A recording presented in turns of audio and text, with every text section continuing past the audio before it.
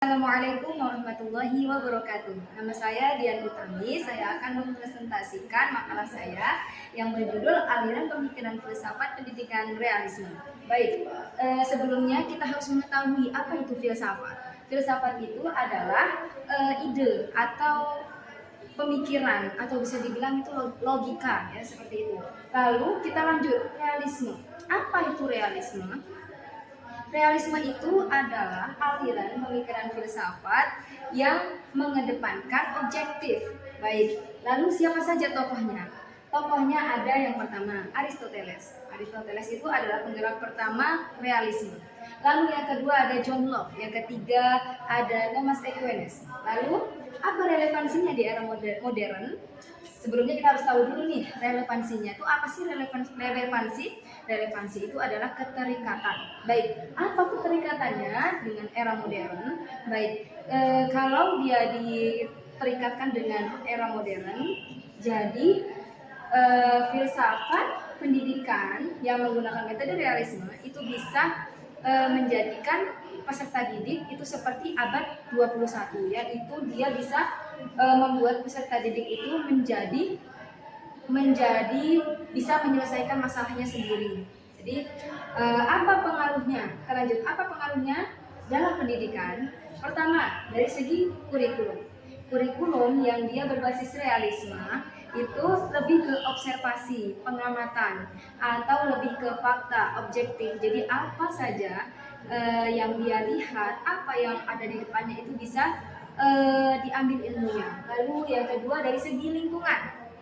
Lingkungannya itu, jadi kalau misalnya dia ambil dari realisme, berbasis realisme itu dia lingkungannya nggak di kelas-kelas aja, jadi dia juga bisa di mana saja ya. Jadi bisa di lab, bisa di mana lagi ya, di laboratorium, bisa di lapangan, bisa di alam, bisa di mana saja seperti itu. Jadi terus yang ketiga itu dari segi pengaruhnya itu guru. Jadi guru itu tuh gak cuma memberikan materi saja. Nah, jadi guru itu harus membimbingnya juga. Jadi bimbingan itu datang langsung dari guru. Guru itu gak cuma ngasih materi. Jadi ya itu, dia gak cuma di kelas, membimbingnya di mana saja. Lalu kesimpulan, kita ambil kesimpulan atau sarannya. Satu, pendidikan realisme bersifat rasional. Rasional, objektif. Objektif itu nyata, apa yang dilihat seperti itu. Empiris, ya itu empiris itu sama seperti observasi atau pengamatan. Lalu relevan untuk era modern. Relevan untuk era modern itu maksudnya apa? Contohnya seperti cocok di era modern.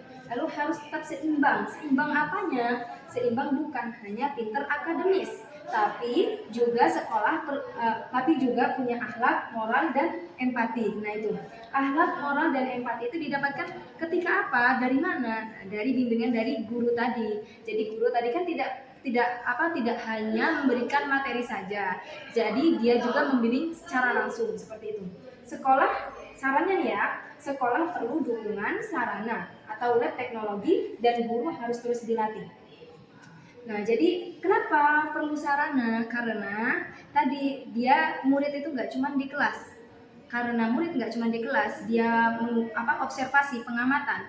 Jadi observasi atau pengamatan itu menggunakan sarana. Prasarananya seperti contohnya adalah lab atau teknologi seperti itu. Jadi lab dan teknologinya harus diperhatikan seperti itu. Lalu guru harus terus dilatih. Nah itu tadi, kebanyakan guru hanya memberikan materi saja, ada beberapa yang memberikan hanya materi saja.